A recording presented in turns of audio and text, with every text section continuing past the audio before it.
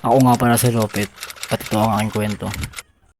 Hello mga guys! Welcome back sa ating Tupad Mode serye. Dahil nga pinagbigyan tayo ni Haring Araw at hindi na masyadong uulan is tuloy natin ang ating Tupad Mode. Dito naman yung area natin sa ilalim ng Kaimito. Dito sa pinakang harapan ng aming bahay. At dahil nga nagkaroon ng tapon dito sa may harap, kasi nga nag-road widening at naglagay ng kanal, is dito naiipon lahat ang kanilang hinukay. Dahil nga nagkalatang lupa dito, malamang oras na umulan is tutubuan agad yan ng damo. Hindi basta uubra yung gamas-gamas lang at putol-putol lang ng sanga. Dapat talaga bubunutin mo siya. Kasi nga oras na umulan at naiwan yung ugat, matik yan. Tutubo at tutubo agad yan. At isa pang magandang gawin is sigaan yung mga pwesto para hindi siya tubuan ng damo ulit. Oras na to, may nagkakagulo sa medyo baba. Meron silang hinahabol. Akala ko naman ahas o ano man.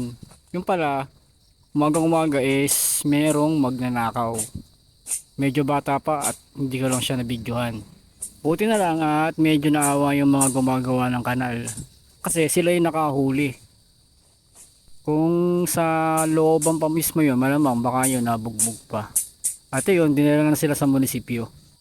At meron din ako natagpuan na isang kawawang sisiw. Malamang napaglaruan na naman to ng mga aso dito. Pero hindi naman nila kinakain.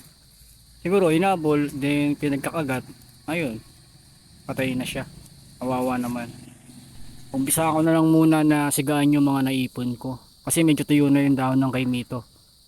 At maganda pa yung ihip ng hangin. Yung papasok ba sa loob at hindi siya palabas ng karsada para hindi siya nakakaperwisyo sa mga kapitbahay. Total, wala namang nagbabawal na pwede nga magsiga. Kasi nga medyo malalayo yung bahay dito. At dahil nga medyo basa pa yung mga damo, sobrang usok nito na halos matakpan yung buong bahay. At syempre tanghalian time na, kaya magluluto muna tayo. Ito yung mga kasama ko sa bahay.